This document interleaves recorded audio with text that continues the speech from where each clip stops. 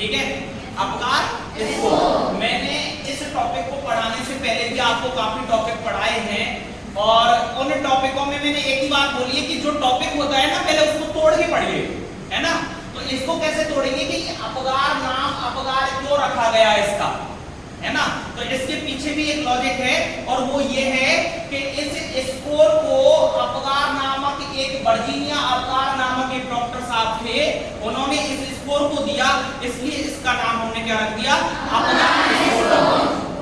समझ में आ गई मेरी बात? मैंने पहले ही पॉइंट में लिखा है कि अपगार स्कोर को वर्जीनिया अपगार ने डेवलप किया था। आगे समझ में? अच्छा सर, अपगार का मतलब क्या होता है? अपगार का मतलब, अपगार का कुछ नहीं होता, लेकिन अपगार की जो APG कैसे होता है आगे बताऊंगा। पहली चीज तो ये किसने दिया था? वर्जीनिया अपगार ने दिया था। दूसरी बात की अपगार स्कोर वर्जीनिया अपगार ने 1952 में दिया था। कब दिया था? 1952 में। ठीक है। अच्छा, सेकंड लिखा है मैंने कि Apgar score perform to time, मतलब अपगार जो स्कोर हम लेते हैं हॉस्पिटल के अंदर वो 2 बार लेते हैं। कितनी बार लेते हैं? 2 बार। एक तो कब, जब एट बर्थ पर 1 मिनट पर, कब लेते हैं? 1 मिनट पर। और दूसरी बार कब लेते हैं? 5 मिनट पर। कितनी बार लेते हैं? 2 बार लेते हैं, पहला 1 मिनट पर और दूसरा 5 मिनट पर। क्लियर यहाँ तक? Yes sir. किसी को कोई दिक्कत? No sir. अच्छा, तीसरी चीज मैंने लिखी है कि Apgar score of 5 minute is more reliable finding. कहने का मतलब क्या है कि 2 बार लेते, अब 2 बार में से जब 5 मिनट पर लेते हैं ना दूसरी बार में, वो मोर रिलायबल होता है। मोर रिलायबल मतलब ज्यादा सही होता है। आगे समझ में? अच्छा ठीक है। फिर मैंने लिखा है कि टोटल 5 क्राइटेरिया होते हैं अपगार स्कोर के अंदर। कितने होते हैं? 5। 1 2 3 4 और 5, है ना। तो कितने क्राइटेरिया हुए? 5।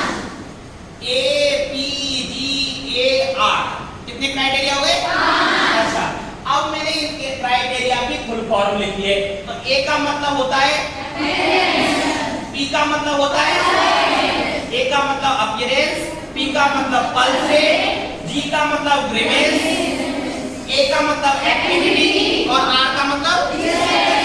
समझ में आ गई मेरी बात? एक बार मैं रिपीट कर देता हूँ। A का मतलब अपीयरेंस, P का मतलब पल्स रेट, G का मतलब ग्राइवेंस, A का मतलब एक्टिविटी और R का मतलब रेस्पिरेटरी इफेक्ट। समझ में आ गया? है ना। ये तो फुल फॉर्म हो गई अपगार की, ये तो फुल वर्डिंग हो गई अपगार की। लेकिन जब हम हॉस्पिटल में बच्चा जन्म लेता है तो हम जो अपगार स्कोर लेते हैं ना, स्कोर लेना है हमें, स्कोर अब कैसे लेंगे वो मैं बता रहा हूँ आपको। अपगार जो स्कोर लेना है वो इस फॉर्मेट में नहीं लेना है, ये तो हमें सिर्फ फुल फॉर्म पढ़नी कि अपगार का मतलब क्या होता है। लेना किस फॉर्म में? PRAGA, है ना। बात वही है ना। वर्डिंग को ऊपर नीचे किया है कि नंबर 1 पर हमको पल्स रेट लेनी चाहिए, नंबर 2 पे हमको रेस्पिरेशन लेना चाहिए, नंबर 3 पे हमको अपीयरेंस देखना चाहिए, नंबर 4 पर हमको ग्रीवेंस देखना चाहिए और नंबर 5 पर हमको एक्टिविटी देखनी चाहिए। बात वही है, सीक्वेंस चेंज हुआ है अकॉर्डिंग टू प्रायोरिटी। जिसकी ज्यादा जरूरत है उसको पहले देखा है हमने। यहाँ तक आ गया समझ में? किसी को कोई आपत्ति? अच्छा, अब अपगार स्कोर किस तरीके से हमें बनाना है, किस तरीके से स्कोरिंग आती है, वो ये टेबल समझाएगी आपको। ठीक है, ये टेबल समझाएगी। इस टेबल से पहले हम और कुछ पढ़ लेते हैं कि इस टेबल में क्या है कि ईच क्राइटेरिया मतलब प्रत्येक, है ना। प्रत्येक कौन सा हुआ? ये प्रत्येक हो गया, एक ये हो गया, एक ये हो गया, एक ये हो गया, टोटल 5 हो गए हमारे पास में। तो टोटल क्राइटेरिया कितने हैं? 5। अब प्रत्येक 5 में से प्रत्येक का जो स्कोर आएगा वो क्या आ सकता है? 0 भी आ सकता है, 1 भी आ सकता है और 2 भी आ सकता है। मतलब अपगार स्कोर के 5 क्राइटेरिया हैं और 5 क्राइटेरिया में से प्रत्येक का जो स्कोर आ सकता है वो 0 भी आ सकता है, 1 भी आ सकता है और क्लियर? अच्छा, दूसरी बात मैंने लिखी है कि जो मैक्सिमम स्कोर आएगा, जो मैक्सिमम स्कोर अपगार स्कोर का आएगा वो कितना आएगा? 10। कितना आएगा? 10। और मिनिमम स्कोर कितना आएगा? 0। आगे समझ में? अब कहने का मतलब ये हुआ कि जो हमारा मतलब स्कोरिंग है वो 10 नंबर का है मैक्सिमम तो, और मिनिमम उसमें कितने आ सकते हैं? क्लियर? अच्छा, अब इस टेबल में पढ़ते हैं कैसे। तो क्राइटेरिया तो हमारे कितने हैं? 5 है ना। तो हमने पहले क्राइटेरिया को उठाया पल्स रेट। पल्स रेट और हार्ट रेट एक ही बात है ना। हार्ट रेट बोलते हैं, पल्स रेट बोलते हैं। क्राइटेरिया कौन सा हुआ? पल्स रेट होता है, ठीक है। तो नंबर 1 पल्स रेट को उठाया और बच्चे में हमने देखा कि पल्स रेट अगर एब्सेंट है तो हमने उसको कितने नंबर दिए? 0 दे दिए। और अगर पल्स रेट 100 से कम है तो कितना नंबर दिया? 1। और अगर पल्स रेट 100 से ज्यादा है बच्चे की तो उसको 2 नंबर दे दिए। अब आगे बात समझ में इस लाइन की कि अगर किसी के नंबर 0 भी आ सकते हैं, 1 भी आ सकता है और 2 भी आ सकता है एक क्राइटेरिया में। समझ में आ रही मेरी बात? अच्छा, मैक्सिमम क्राइटेरिया 2 हुआ तो 5 क्राइटेरिया की टोटल मार्किंग कितनी हो गई? 10। क्लियर? अच्छा, अब सुनना मेरी बात ध्यान से। अब दूसरे नंबर पे कि रेस्पिरेशन का एफर्ट चेक करते हैं कि बच्चा रेस्पिरेशन कर पा रहा है या नहीं कर पा रहा है।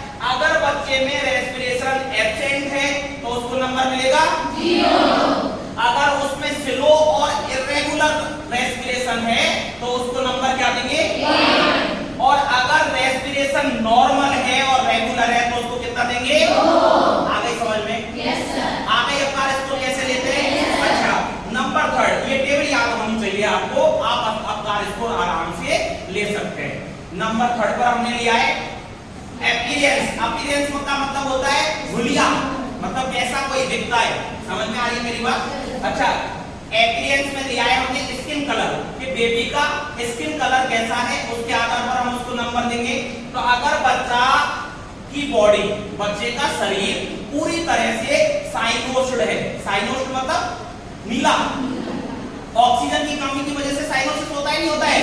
अगर बच्चे का पूरा बॉडी साइनोस है तो उसको कितना नंबर देंगे? 0।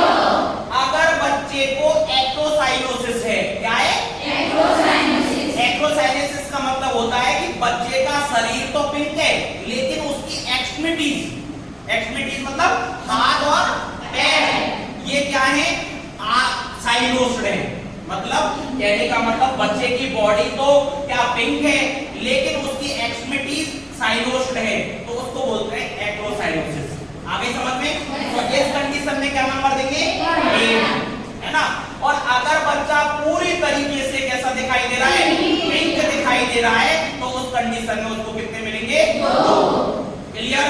Yes sir. अच्छा, नंबर 4 ड्राइनेस। ड्राइनेस का मतलब होता है रिफ्लेक्स रेस्पॉन्स। रिफ्लेक्स रेस्पॉन्स क्या चीज होती है कि माना कि आपने कांटा चुबाया, ऐसा मतलब इस तरह से मेरे को कांटा चुबाया या इस तरह से पकड़ा, पंच किया, तो मैं इसके प्रति कोई रिएक्शन दूं।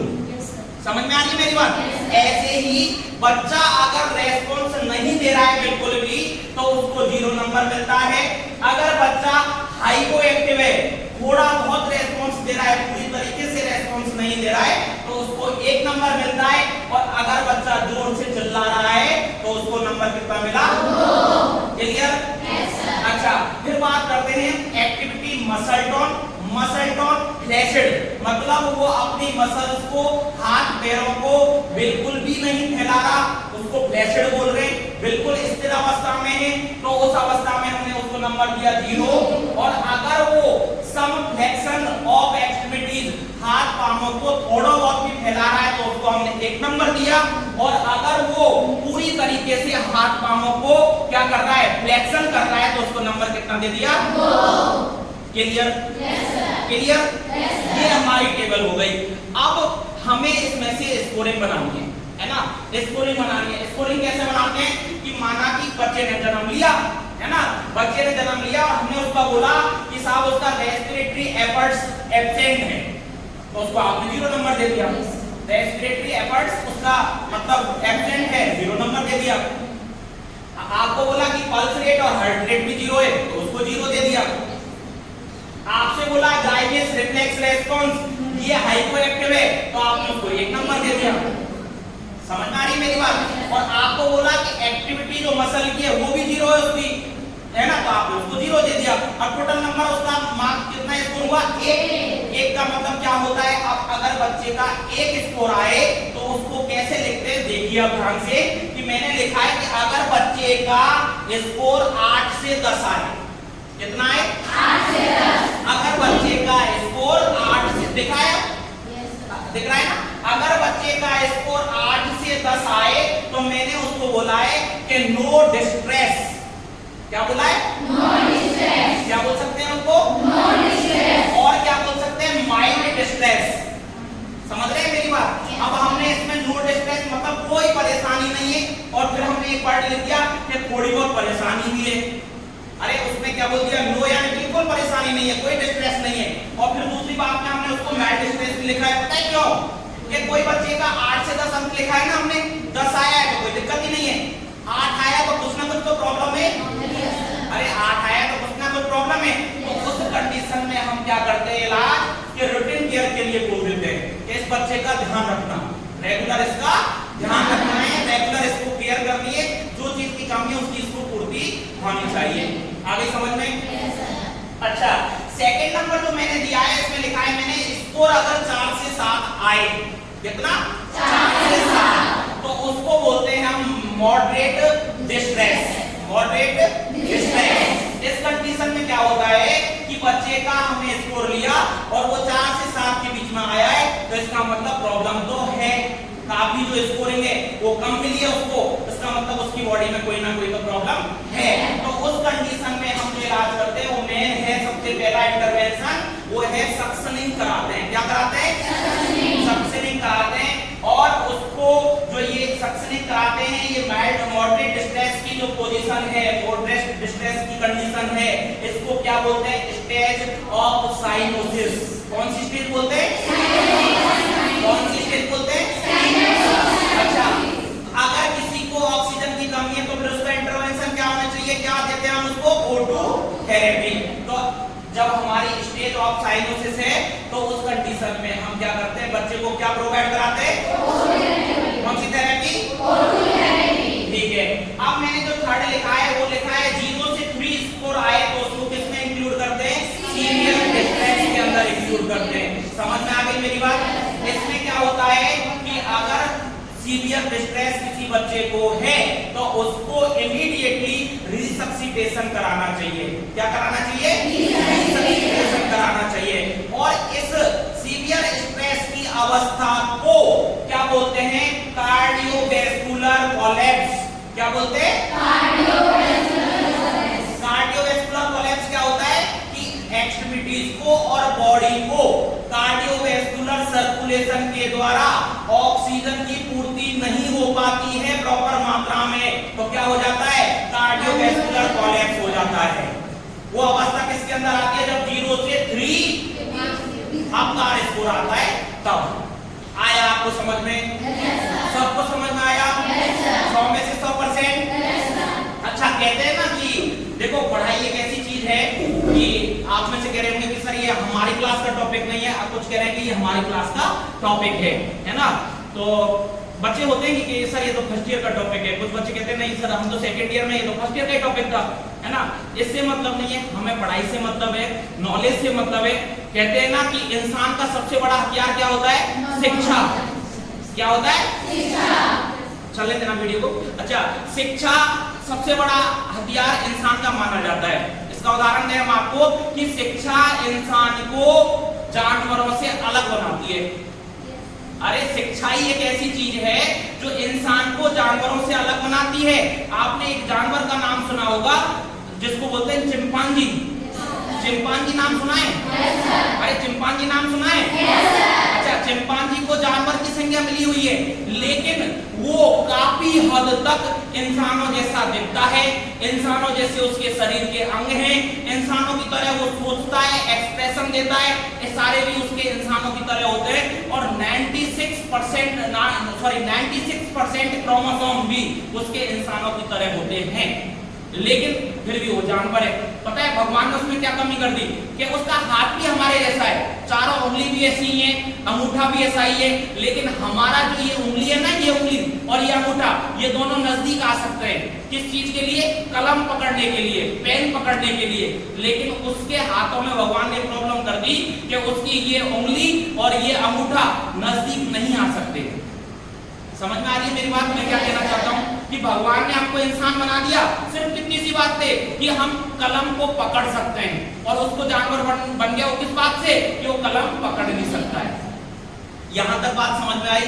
मेरा कहने का मतलब ये है कि शिक्षा एक ऐसा हथियार है जिसके माध्यम से मतलब स्ट्रेटिफिकेशन आता है। स्ट्रेटिफिकेशन मतलब स्त्रीकरण आता है। स्त्रीकरण क्या चीज होती है कि एक वर्ग नीचा तो एक वर्ग ऊंचा। समझ में आ रही है मेरी बात? तो दो ग्रुप होते हैं, एजुकेटेड और अनएजुकेटेड।